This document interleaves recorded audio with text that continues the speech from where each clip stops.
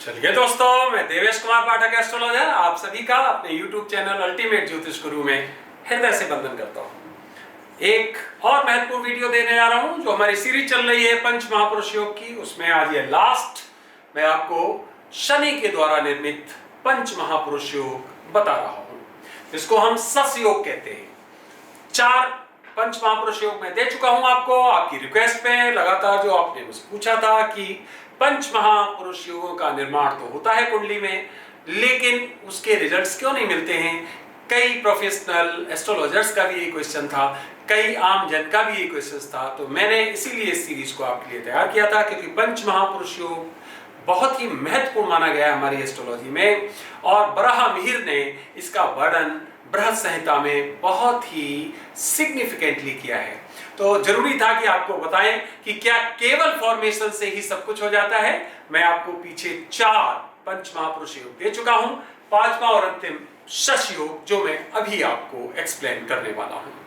तो चलिए आगे बढ़ते हैं। आगे बढ़ने से पहले अगर अभी तक आपने चैनल सब्सक्राइब नहीं किया है तो प्लीज ये चैनल सब्सक्राइब कर लीजिए, क्योंकि इसमें मैं आपको आपकी रिक्वेस्ट पर इंपॉर्टेंट वीडियोस देता हूं जो एस्ट्रोलॉजिकल भी होते हैं और ऐसे भी होते हैं जो अजीब होते हैं, जो दुनिया से अलग हटकर होते हैं, और भविष्य में होने वाली घटनाओं के बारे में मैं आपको एडवांस में बताने का प्रयास करता हूं। और आप देखते होंगे कि उस तरह की जो घटनाएं होती हैं लगभग उसी क्रम में घटित होती पाई जाती हैं। तो जुड़ जाइए इस चैनल से स्थायी रूप से, और अच्छा लगता है तो लाइक भी करिए और अपने ग्रुप्स में शेयर भी करिए। तो चलिए शश योग के बारे में बताता हूं आपको। सब कुछ सैटर्न से निर्मित होता है, और ये क्या क्या करता है, ये बहुत कुछ करता है। ये बहुत कुछ इतना करता है कि आपको पॉजिटिव इतना देता है कि जिसको आप संभाल नहीं पाते हैं, लेकिन नेगेटिव एस्पेक्ट्स भी इसके साथ ही साथ चलते हैं जो बहुत ही महत्वपूर्ण होते हैं, जिनके बारे में लोग पहचान नहीं पाते हैं। ध्यान रखिए कि कोई अगर आपको पॉजिटिव रिजल्ट्स मिल रहे हैं, कुछ ऐसे प्लैनेट्स होते हैं, तो उनके साथ ही साथ नेगेटिव हमेशा चलता है, और वो नेगेटिव कई बार पॉजिटिव से कई गुना ज्यादा दिक्कत वाला होता है। सैटर्न के साथ भी कुछ हद तक ऐसा है। चलिए शुरू करते हैं। सैटर्न कुल 12 तरह से फॉर्म करता है, जिसको हम सस योग कहते हैं। 2 इसकी राशियां होती हैं, कैप्रिकॉर्न और एक्वेरियस, हिंदी में जिनको आप मकर और कुंभ कहते हो। नंबर 10 और नंबर 11 की राशियां जो होती हैं, इन दोनों का लॉर्ड होता है सैटर्न। और अगर ये दोनों राशियों में से कोई एक राशि किसी भी केंद्र भाव में उपस्थित हो, और उस केंद्र भाव में सैटर्न भी उपस्थित हो, शनि भी उपस्थित हो, तो सस योग का निर्माण हो जाता है। देखिए बताते हैं किस तरह से। जैसे उदाहरण के लिए हमने यहां पर देखा कि ये यहां कैप्रिकॉर्न है। कैप्रिकॉर्न है, इसका मतलब अगर यहां पर हम सैटर्न को प्रतिस्थापित कर दें तो ये इमीडिएटली काय का निर्माण हो गया, शश योग का निर्माण हो गया। तो अपनी एक राशि में शनि मौजूद हुआ, जिसको आप लग्न भी कहते हो, प्रथम भाव भी कहते हो। वहां पर जैसे ही शनि आया तो ये शश योग इसने निर्मित कर दिया। दूसरी राशि इसकी कुंभ है, आप देख पा रहे हो। अगर यहां पर सैटर्न उपस्थित हुआ तो भी ये शश योग का निर्माण कर देगा। तो आपने देखा कि लग्न में या फर्स्ट एंगुलर हाउस में इसकी कोई भी राशि हो और शनि वहां मौजूद हो तो ये शश योग का निर्माण हो जाता है। चलिए अब 4th हाउस में देखते हैं। दूसरा एंगुलर हाउस हमारा 4th हाउस होता है। अगर यहां पर आप देख रहे हैं सैटर्न है, किसमें है, कैप्रिकॉर्न में, अपनी राशि में, तो ये भी एक निर्माण इसने शश योग का कर दिया। ठीक इसी क्रम में अगर हम देखें 4थे भाव में यहां पर एक्वेरियस दूसरी राशि है, कुंभ जिसको कहते हो, अगर यहां पर सैटर्न हुआ तो एक बार फिर शश योग का निर्माण कर देगा। अब तीसरा जो एंगुलर हाउस होता है वो होता है 7th हाउस। तो 7th हाउस में यहां देख रहे हैं आप कैप्रिकॉर्न है, जैसे ही यहां पर सैटर्न आएगा तो ये फिर एक बार शश योग का निर्माण हो जाएगा।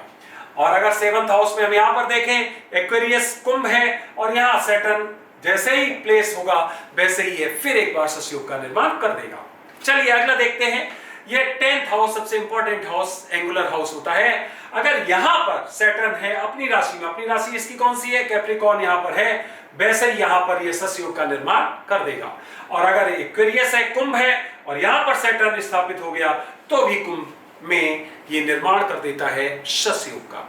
तो आपने देखा ये 8 तरह से चारों एंगुलर हाउसेस में, चूंकि 2 राशियां होती हैं इसकी, तो कोई भी राशि अगर चारों एंगुलर हाउस में होगी तो इस तरह 8 तरह का शश योग निर्मित हो जाता है। 4 तरह का ससयोग तब बनता है जब शनि अपनी उच्च राशि में स्थापित हो जाए। इसकी उच्च राशि होती है लिब्रा, इसका मतलब है तुला। तुला में शनि 20 डिग्री पर उच्च का होता है। तो देखिए ध्यान से, यहां पर लिब्रा आप देख रहे होंगे 7 नंबर लिखा है, ये लिब्रा का नंबर होता है। अगर यहां पर सैटर्न आ जाए तो समझ लीजिए कि ये फिर ससयोग का निर्माण हो गया पहले भाव में, पहला एंगुलर हाउस। अगर ये 4th हाउस में देख रहे हैं आप 7 लिखा हुआ है, यहां पर लिब्रा है, अगर यहां पर सैटर्न प्लेस्ड हो जाए तो फिर इसको भी हम ससयोग कहेंगे। इसी तरह अगर 7th हाउस में लिब्रा हो और सैटर्न हो तो इसको भी हम ससयोग कहेंगे, और 10th हाउस में अगर लिब्रा हो और सैटर्न हो तो इसे भी हम ससयोग कहेंगे। तो 4 तरह से ये ससयोग बन जाएगा। टोटल 12 तरह से ये ससयोग का निर्माण हो गया। अब अगला पॉइंट, ये इफेक्टिव कब होता है, सबसे ज्यादा महत्व का कब होता है। तो ध्यान दीजिए वही चीजें फिर महत्वपूर्ण, कि अगर सैटर्न पे किसी दृष्टि, कोई भी मेलेफिक दृष्टि का बहुत ज्यादा इंपॉर्टेंट नहीं होता है योगदान पॉजिटिव के लिए, नेगेटिव के लिए जरूर होता है। राहु अगर इसके साथ है, श्रापित योग बनाता है, राहु की दृष्टि है तो भी उसी तरह के परिणाम देती है। इसी तरह केतु अगर सैटर्न के साथ आ जाए, क्या बात है, एस्ट्रोलॉजी में इसको अच्छा नहीं माना जाता है केतु और सैटर्न को। ध्यान दीजिए, अनएक्सपेक्टेड रिजल्ट्स, और वो भी ज्यादातर नेगेटिव ही देता है ये। तो बहुत ही इसको हम कहते हैं कि इसका असेसमेंट करना मुश्किल होता है। तो इसका अर्थ क्या हो गया कि सैटर्न के साथ कभी भी अगर मेलेफिक एसोसिएशन होगा, एस्पेक्ट्स होंगी, तो इसके जो परिणाम होंगे वो और ज्यादा विकराल होते हैं, दुरूह होते हैं। अब सैटर्न कारक का एका होता है, ये कारक होता है आइसोलेशन का, ये होता है मोनोटोनस। इसका मतलब है अकेलापन इसको मौजूद है, इसको पसंद है। उदासीनता इसको प्रसिद्ध है, इसको पसंद है। इसके अलावा इसको क्या पसंद है, इसको पसंद है कि जहां पर हंसी खुशी ना हो। आपने नहीं देखा होगा जो शनि प्रधान लोग होते होंगे वो कभी कभी हंसते होंगे और वो भी खुल के कभी नहीं हंसते होंगे, उनकी मुस्कुराहट बहुत मुश्किल से निकलती होगी। क्यों? क्योंकि सैटर्न उसका कारक ही नहीं होता है। सैटर्न जितना ज्यादा पावरफुल होगा आपके चार्ट में, मनुष्य उतना ही मोनोटोनस हो जाता है, उतना ही उसे आइसोलेशन पसंद होता है, उतना ही उसे अंधेरा पसंद होता है। वो प्रकाश को पसंद नहीं करता है, क्योंकि प्रकाश होता है सूर्य, और सूर्य और शनि की आपस में जबरदस्त एनिमिटी होती है, शत्रुता होती है। तो इसलिए अगर किसी में शनि डोमिनेट कर रहा है तो व्यक्ति कम्युनिकेशन उसका बहुत कम होगा, लेस कम्युनिकेटिव होगा, उसको खिन्न रहेगा कुलीग से, घर वालों से, वर्क प्लेस पे, और वो एकदम आइसोलेटिव और मोनोटोनस स्थिति में रहेगा। तो ये अच्छी परिस्थितियां नहीं होती हैं। लेकिन अगर शनि बहुत ज्यादा स्ट्रांग है तो यस, ये प्रॉस्पेरिटी देता है। ऐसे लोग इंडस्ट्रियलिस्ट बन जाते हैं, ऐसे लोग जो है अपने वर्कर्स को बहुत अच्छा गवर्न करते हैं, अपने सबऑर्डिनेट्स को बहुत अच्छा गवर्न करते हैं, इनके नौकर भी इनको सपोर्ट करते हैं अगर शनि आपका बहुत अच्छा है, क्योंकि इसी का कारक होता है। इसी तरह से यह सैटर्न जो है बड़ी बड़ी इंडस्ट्रीज का मालिक बना देता है। ये आपको वहां ले जाता है, उतनी ऊंचाई पर ले जाता है जितना व्यक्ति सामान्यतः सोच नहीं पाता है। ऐसे व्यक्ति बहुत स्किल्ड होते हैं, टेक्निकल भी बहुत होते हैं। कई बार हमने देखा है कि 5th हाउस में सैटर्न बहुत बड़ा इंजीनियर, टेक्नोक्रेट, और कहीं राहु भी हो गया, स्पेस टेक्नोलॉजी, पायलट, इस तरह की परिस्थितियां बना देता है ये। तो सैटर्न इस तरह का कारक होता है। ये बड़े बड़े हमें कारक, इस तरह के मशीन दे सकता है, मशीनों का मालिक बना सकता है, बड़ी बड़ी इंडस्ट्रीज दे सकता है। लेकिन अगर हम मुख्य रूप से कहें तो प्योर सुख का कारक नहीं होता है, हंसी खुशी का कारक नहीं होता है। और ऐसे व्यक्ति ज्यादातर हम देखते हैं कि उदासी में ही परेशान रहते हैं, डिप्रेसिव हो जाते हैं। ये व्यक्ति क्या करते हैं कि दूसरों की चीजों को ताकने से नहीं डरते हैं, यहां तक कि उनकी बेईमानी करने से भी नहीं डरते हैं। दूसरों के धन पर ये ज्यादा निगाह रखते हैं। जितने भी सूद लेने वाले, इंटरेस्ट लेने वाले, इस तरह का पैसा कमाने वाले, बीच का जो पैसा खाया जाता है जिसको आप कहते हो दलाली, वो ज्यादातर यही लोग होते हैं जिनका सैटर्न डोमिनेट करता है। तो इन लोगों को जितना अच्छा शनि होता है, ये दूसरे की चीज को ज्यादा उपयोग करना पसंद करते हैं, यहां तक कि दूसरे की पत्नियों को, दूसरे की माताओं को, बहनों को ये बहुत ताकते हैं। इनकी दृष्टि अच्छी नहीं होती है। तो इस तरह से हम कहेंगे मॉरली ये डाउन हो जाते हैं। अगर मेलेफिक इन पर राहु इनके साथ हो जाए या इवन वीनस भी साथ हो जाए, क्योंकि वीनस भी उन्हीं का कारक है, और वीनस और ये दोनों इंपॉर्टेंट होके अगर बहुत पावरफुल हो जाए तो इस तरह की परिस्थितियां बहुत आती हैं। ऐसे व्यक्ति ज्यादातर दूसरी जगह, घर से बाहर इस तरह के कार्यों में संलिप्त रहा करते हैं। तो ये इनकी नेगेटिव एस्पेक्ट्स हैं। इसके अलावा सैटर्न अगर इस तरह की परिस्थितियां बनाता है तो ऐसे व्यक्ति सामान्यतः फक्कड़ टाइप के हो जाते हैं। इसका मतलब है कि वो प्योर जो पूजा होती है, प्योर जो साधना होती है, प्योर जो स्पिरिचुअलिज्म होता है, उसमें ना होके फक्कड़ शाही में ज्यादा इन्वॉल्व हो जाते हैं या ज्यादा भरोसा करते हैं।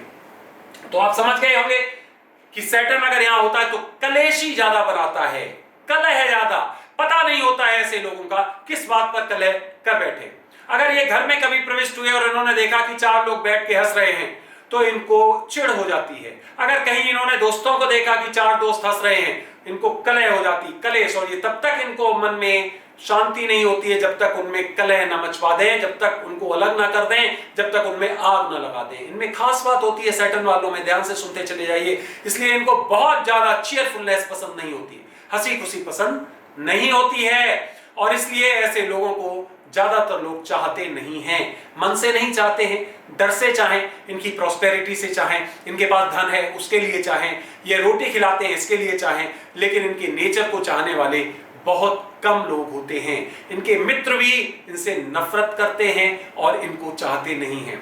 तो शशयोग है, पैसा देता है, ग्लोरी देता है, प्रसिद्धि दे सकता है, लेकिन ये वास्तविक प्यार नहीं देता है, वास्तविक लगाव नहीं देता है। इवन अपने बच्चे, अपनी बीवी, अपने माँ बाप, अपना सहोदर, अपने जो लोग हैं वो प्यार नहीं दे पाते हैं, और ऐसे व्यक्ति मन में उनके हमेशा खटकते रहते हैं कि जब भी आएगा कलेश करेगा। कलेश का इसका मतलब क्लैशेस समझ सकते हो, डिस्टर्बेंसेस कह सकते हो। पता नहीं होता ये किस बात पे शांत हो जाएं, किस बात पे इरिटेट हो जाएं। इनका जो अनप्रेडिक्टेबल नेचर हो जाता है, सैटर्न की खास बात होती है। कई लोग कहते हैं सब सैटर्न है और वो तो शशयोग बना रहा है तो सब कुछ अच्छा होना चाहिए, फिर शशयोग है तो फिर। ये लोगों की गलतफहमी है। यही होता है एनालिसिस करना। जिस चीज का कारक जो होता है वो वही चीज दे सकता है। अगर शनि कारक है, मान लिया हमने, बहुत अच्छा, मान लीजिए यहाँ ये कारक बहुत अच्छा बन रहा है, ये देखिए 9th और 10th हाउस का मालिक होके यहाँ पर ये बन रहा है, बहुत अच्छी परिस्थिति बना रहा है। यहां पर भी 5th और 4th का मालिक होके बहुत अच्छा कारक है, बहुत स्ट्रांग भी हो सकता है, षड्बल भी इसका बहुत हो सकता है। पर भाई ये देगा क्या?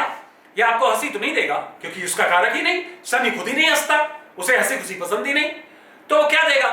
तो वो आपको और ज्यादा आइसोलेशन देगा, और ज्यादा कलेश देगा, और ज्यादा डिप्रेसिव परिस्थिति में ले जाएगा, और ज्यादा चिंताएं देगा, और ज्यादा मनोस्थिति को खराब करेगा। तो खास ख्याल रखिए कि जो नेगेटिव आपके इस तरह के प्लैनेट्स होते हैं या पॉजिटिव प्लैनेट्स होते हैं, वो वही चीज आपको दे सकते हैं जिसके वो कारक हैं। ये वही बात हो गई कि आम के पेड़ पे जाके आप जाओ और बेल का आप उस पर फ्रूट ढूंढो कि हमें यहां पर बेल मिल जाए लगा हुआ, या बेर मिल जाए, या केला मिल जाए, तो ये बेवकूफी है, क्योंकि वो जो पेड़ है वो आम का कारक है, वो आम दे सकता है। ठीक इसी तरह से जो आपका कारक होता है प्लैनेट, वही चीज देता है। अब सैटर्न जिसका कारक होगा वो वही देगा।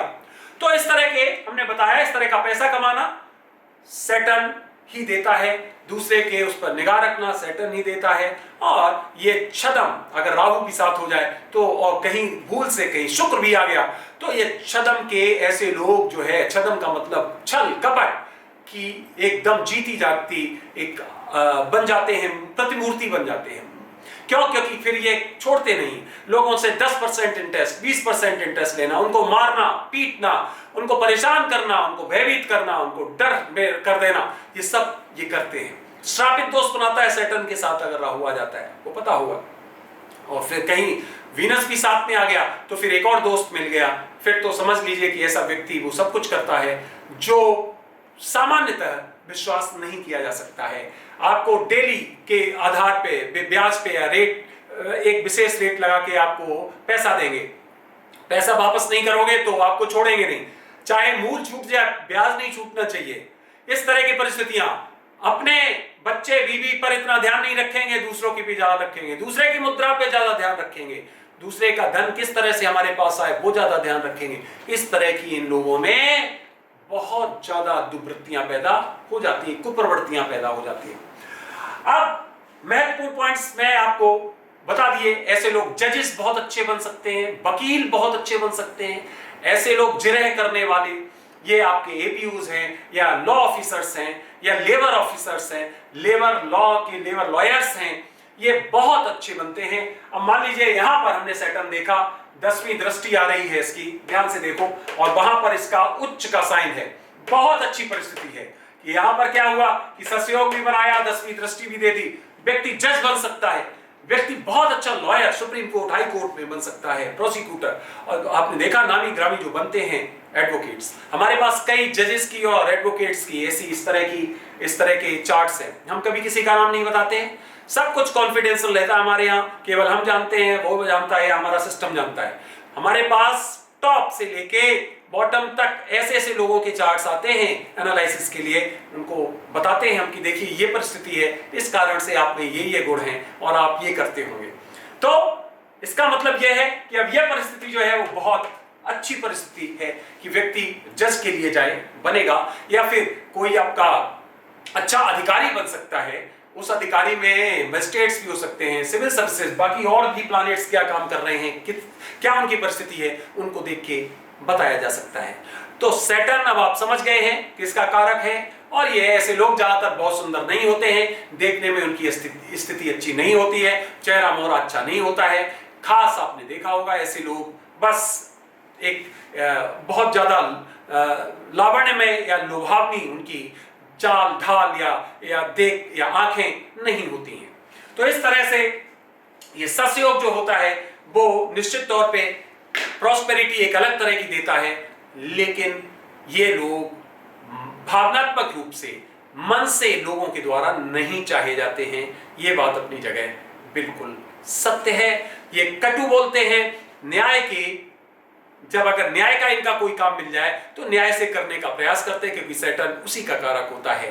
तो आप समझ गए होंगे अब सैटर्न किस स्थिति में, अगर वो मान लीजिए मेलेफिक हो गया है तो जो जो चीजें बताई वो सब होंगी, और अगर बहुत अच्छा है तो जज बन के वो न्याय करेगा, संविधान की व्याख्या करेगा, लोगों को न्याय देगा, उसको भगवान का दर्जा दिया जाएगा। तो अलग अलग परिस्थितियां बन सकती हैं सैटर्न में, दोनों ही तरह की परिस्थितियां ये निर्मित करता है। तो दोस्तों आपने ये वीडियो देखा सस्योग के बारे में, मुझे लगता है आपको हर तरह की मन की जो भ्रांति होगी दूर हो गई होगी। जो ये उच्च में होता है, बताया आपको लिब्रा में तो 20 डिग्री पे होता है, तो अगर 15 से 25 डिग्री के बीच में ये है तो बहुत अच्छी परिस्थिति ये प्रदान करता है, बहुत अच्छी परिस्थिति पैदा करता है और बहुत अच्छे रिजल्ट्स देता है। मान लीजिए अब सैटर्न की स्थिति वहां पर 1 डिग्री या 2 डिग्री है तो उतने अच्छे रिजल्ट्स ये नहीं देगा।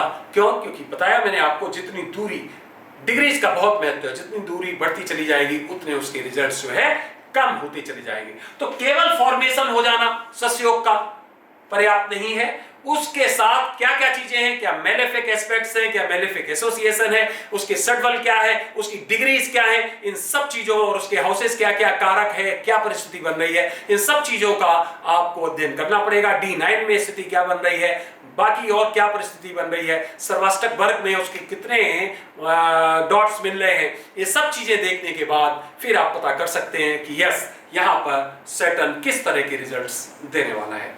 तो फ्रेंड्स मुझे लगता है मैंने सब कुछ कवर कर दिया है, कोशिश की है। फिर बता रहा हूं कि किसी भी एस्पेक्ट को कवर करने के लिए घंटों चाहिए और मैं इन पे घंटों आपको लेक्चर कर सकता हूं, लेकिन इंपॉर्टेंट देना होता है, फिर आप लोग देखते देखते भी परेशान हो जाते हैं। इसलिए मैं कोशिश करता हूं इंपॉर्टेंट फीचर्स आपको दे दूं जिससे कि आपके डाउट्स क्लियर हो जाएं और वीडियो भी जितना छोटा हो सके उतना छोटा बना रहे। तो आपने ये वीडियो देखा उसके लिए बहुत बहुत धन्यवाद, अपना अमूल्य समय दिया। मुझे विश्वास है कि मैंने आपके सभी क्वेश्चंस को एड्रेस कर पाया है और अब आपको इस योग के बारे में कोई क्वेश्चन नहीं बचा होगा। फिर भी अगर कोई बचता है तो आप फिर हमसे पूछिए, हम जरूर आपको उसका जवाब देने का प्रयास करेंगे। आगे चल के ये 5 के 5 महापुरुष मैंने आपको पंच महापुरुष योग बता दिए हैं जो बराह मिहिर ने बहुत अच्छी तरह वर्णित किए थे। एस्ट्रोलॉजी में जिनका बहुत महत्व है, बृहद संहिता में वर्णित है और इनको एक प्राइम स्थान दिया जाता है। तो इनका वर्णन मैंने 5 का कर दिया है। आगे और भी कई महत्वपूर्ण योग हैं जिनको मैं बारी बारी से समय मिलने पर आपके सामने लाऊंगा। तो एक बार फिर आपने अपना अमूल्य समय दिया उसके लिए बहुत बहुत धन्यवाद। आप सभी को बहुत धन्यवाद के साथ ही मेरी तरफ से ओम नमः शिवाय, नमस्कार।